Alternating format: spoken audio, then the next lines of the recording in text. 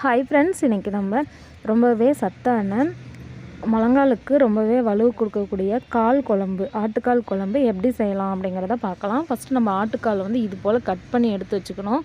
கடையில் கேட்டாலே அவங்க கட் பண்ணி இந்த மாதிரி கொடுத்துருவாங்க. நாங்கள் வீட்டிலேயே கட் பண்ணதுனால எங்களுக்கு தெரிஞ்ச மாதிரி இந்த மாதிரி கட் பண்ணிட்டோம் இந்த ஷேப்பில். ஸோ இந்த காலை நல்லா கழுவிடணும். தண்ணியில் நல்லா 2-3 வாட்டி கழுவிட்டு அதுக்கப்புறம் குக்கரில் ஒரு 10 விசில் விட்டு எடுத்துக்கணும். இதை கொஞ்சம் உப்பும் மஞ்சத்தூளும் இதில் சேர்த்திட்டு நம்ம ஒரு 10 விசில் விட்டோம்னா தான் நல்லா அந்த கால் வெந்து நமக்கு அந்த சதைப்பகுதி நல்லா சாப்பிட நல்லா சாஃப்டாக கிடைக்கும்.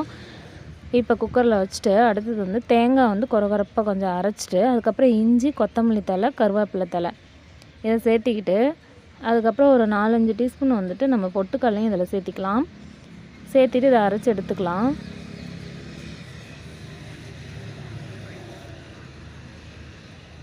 ஸோ இப்போ கால் நல்லா விசில் வந்துடுச்சு. எடுத்து வச்சுட்டு இப்போ தாளிச்சிக்கலாம். ஒரு பாத்திரத்தை வச்சுட்டு எண்ணெய் ஊற்றிட்டு கடுகு போட்டுக்கலாம். கடுகு போட்டோடனே கருவேப்பிலையும் சேர்த்திக்கலாம். சேர்த்திட்டு இப்போ நம்ம குக்கரில் வேக வச்சுருக்கிற காலை அப்படியே எடுத்து நம்ம இதில் ஊற்றிக்கலாம். ரொம்ப சிம்பிளான மெத்தடு தான், டேஸ்ட்டு சூப்பராக இருக்கும் ஃப்ரெண்ட்ஸ்.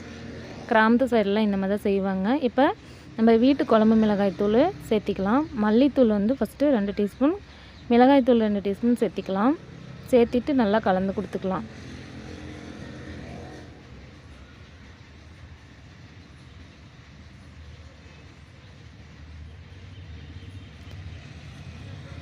இப்போ வெங்காயமும் பூண்டும் வதக்கி ஆட்டி ஊற்றினேன். ஸோ அந்த கிளிப்பு மிஸ் ஆகிடுச்சு, சாரி.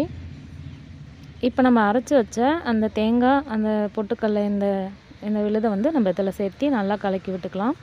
தண்ணி எந்த அளவுக்கு வேணுமோ அந்த அளவுக்கு சேர்த்திட்டு நல்லா கலந்து கொடுத்து அதுக்கப்புறம் மூடி போட்டு ஒரு 10 நிமிஷம் நம்ம நல்லா வேக வச்சுக்கணும், ஹை ஸ்பீடில் வச்சு.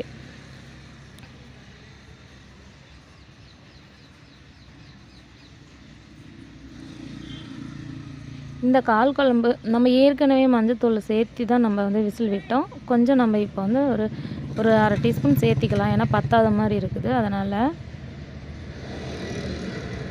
இப்போ மூடி போட்டு ஒரு 10 நிமிஷம் நல்லா வேக வச்சுக்கலாம். முழங்கால் வலியால் அவதிப்படுறவங்க கண்டிப்பாக இது போல் ஆட்டுக்கால் சூப்பு வச்சு சாப்பிட்லாம். அல்லது இந்த மாதிரி ஆட்டுக்கால் குழம்பு வச்சு சாப்பிடும்போது நம்மளுக்கு கண்டிப்பாக அந்த முழங்கால் வலி சரியாகும். உடம்புக்கு சத்து நிறைய கிடைக்கும். இதனால் பாருங்கள், சூப்பராக வெந்து குழம்பு ரொம்பவே டேஸ்ட்டாக இருந்துச்சு ஃப்ரெண்ட்ஸ். இதே மெத்தடில் ரொம்ப ஈஸியாக இப்படி செஞ்சு பாருங்கள். கண்டிப்பாக இந்த மெத்தடில் நீங்கள் ட்ரை பண்ணி பாருங்கள். உங்களுக்கு அடிக்கடி இந்த மெத்தடில் தான் செய்யணும்னு தோணும்.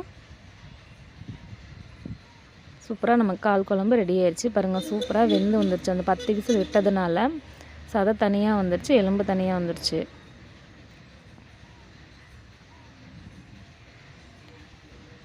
ஓகே ஃப்ரெண்ட்ஸ், இந்த வீடியோ உங்களுக்கு பிடிச்சிருந்தா கண்டிப்பாக நம்மளோட சேனல் லைக் பண்ணுங்கள், ஷேர் பண்ணுங்கள். மறக்காமல் நம்மளோட சேனல் சப்ஸ்கிரைப் பண்ணிக்கோங்க ஃப்ரெண்ட்ஸ். முடிஞ்ச அளவுக்கு உங்கள் ஃப்ரெண்ட்ஸுக்கும் ஷேர் பண்ணி விடுங்க.